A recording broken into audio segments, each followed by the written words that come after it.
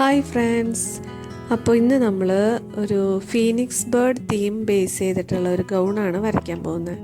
അപ്പോൾ Phoenix bird എന്ന് പറയുന്നത് ഗ്രീക്ക് മിത്തോളജിയിലൊക്കെയുള്ള ഒരു ബേർഡാണ്.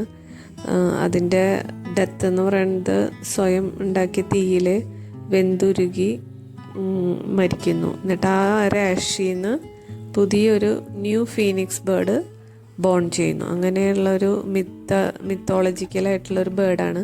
അപ്പോൾ അത് ബേസ് ചെയ്തിട്ടാണ് ഞാനിന്ന് ഗൗൺ ചെയ്യാൻ പോകുന്നത്. ക്ലാസിക്കൽ റൈറ്റേഴ്സിൻ്റെ ഒരു ഒപ്പീനിയനിൽ ഒരു വൈബ്രൻറ്റ് റെഡ് കളറിലും ഗോൾഡൻ ഫെതേഴ്സായിട്ടാണ് ഈ ഒരു ഫീനിക്സ് ബേർഡ്, ഒരു ഈഗിളിൻ്റെ ഒരു സാദൃശ്യത്തിലുള്ള ഒരു ബേർഡായിട്ടാണ് ഇതിനെ ചിത്രീകരിച്ചിരിക്കുന്നത്.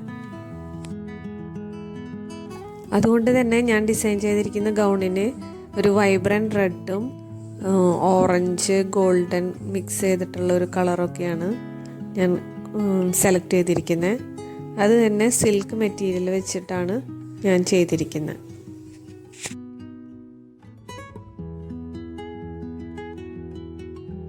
ഓർണമെൻറ്റ്സായിട്ട് കയ്യിലെ ഒരു ഹാൻഡ് കഫ്, ബേർഡിൻ്റെ ഷേപ്പുള്ള ഒരു hand cuff, golden hand cuff ചെയ്ത് കൊടുക്കുന്നുണ്ട്. അതുപോലെ തന്നെ ഹെയറിൽ റെഡ് റൂബി ജെമ്മ് വെച്ചിട്ടുള്ള ഒരു ഹെയർ ക്രൗണും ചെയ്തെടുക്കുന്നുണ്ട്.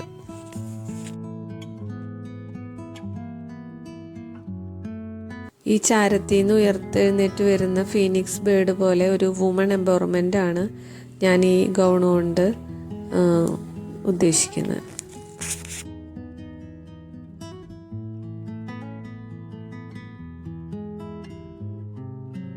എംബ്രേസ് ദ എറ്റേണൽ ഫയർ എന്നാണ് ഞാനിതിനൊരു ടാഗ് ലൈൻ കൊടുത്തിരിക്കുന്നത്. അതായത് അനശ്വരതയുടെ തീജ്വാലകൾ. എത്ര അടിച്ചമർത്തിയാലും ഏഷസിൽ നിന്ന് നമ്മൾ വീണ്ടും ഉയർത്തെഴുന്നേൽക്കണം എന്നുള്ള ഒരു മീനിങ്ങിലാണ് ഞാൻ ഈ ഒരു ടാഗ് ലൈൻ കൊടുത്തിരിക്കുന്നത്.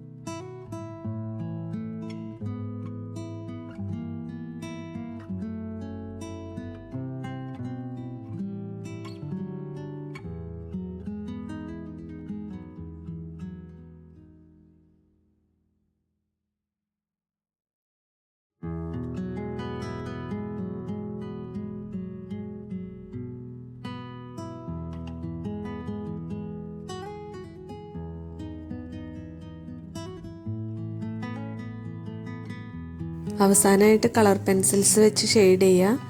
അതിനുശേഷം ഡൂഡിൽ പെന്ന് വെച്ച് ഒന്ന് ഔട്ട്ലൈൻ ചെയ്ത് കൊടുത്താൽ നമ്മുടെ ഗൗൺ റെഡി ആയിട്ടുണ്ട്.